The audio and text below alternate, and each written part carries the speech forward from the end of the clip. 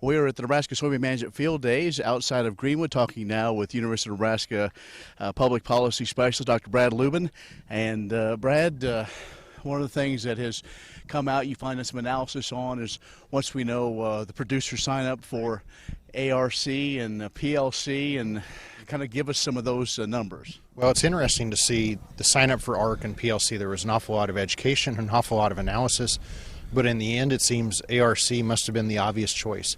Better than 90% of corn and soybean producers right here in Nebraska, and frankly across the Midwest, if you're talking corn and soybeans, it was overwhelmingly choose ARC.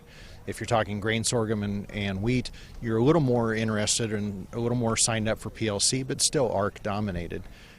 It's not until you go to the southern plains, southern region, and you find peanuts or rice that really favored PLC. So all the analysis done, everybody's mostly in the ARC plan. So with that being said, was there a particular factor of why you think they chose that? Yeah, it's an interesting analysis when you compare. Is it about protecting revenue or protecting price?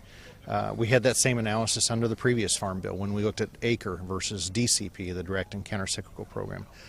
Revenue or price? Well, the biggest factor at the time was expected payments, and direct payments were higher if you kept the old price plan instead of the new revenue plan. This go around, if you look at revenue versus price, ARC versus PLC, you're actually comparing big payments expected under ARC the first couple years versus potentially more downside price protection under PLC if you wait. Apparently we value the cash flow today, and right now is when producers are really looking for that cash flow too, so it makes some sense.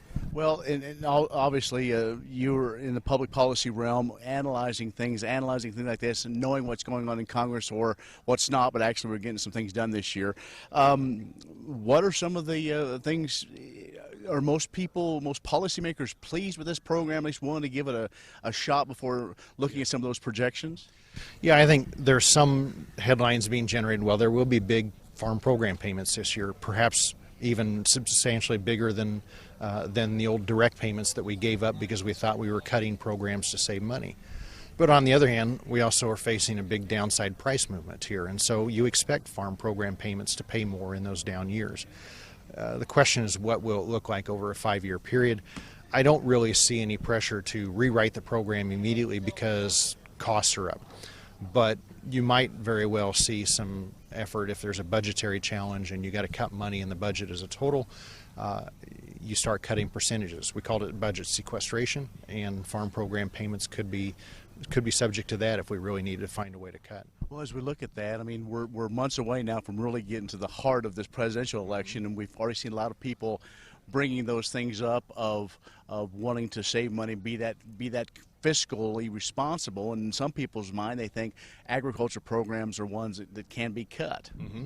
Well, you know, every discretionary program, frankly, is a target, and mandatory spending programs that don't look like they're valued or that look like they serve a certain population, you know, are more targets than others. So there are some things that are sort of off limits in these budget talks, and everything else becomes a target because it's critical to find those dollars to balance that budget over time. All right. Well, thanks a lot for the update. Good to see you. Thank you. Dr. Brad Lubben, University of Nebraska-Lincoln, has joined us. We've been talking ARC, PLC, a sign up for Nebraska farmers. That's the AgView. I'm Ken Rogers.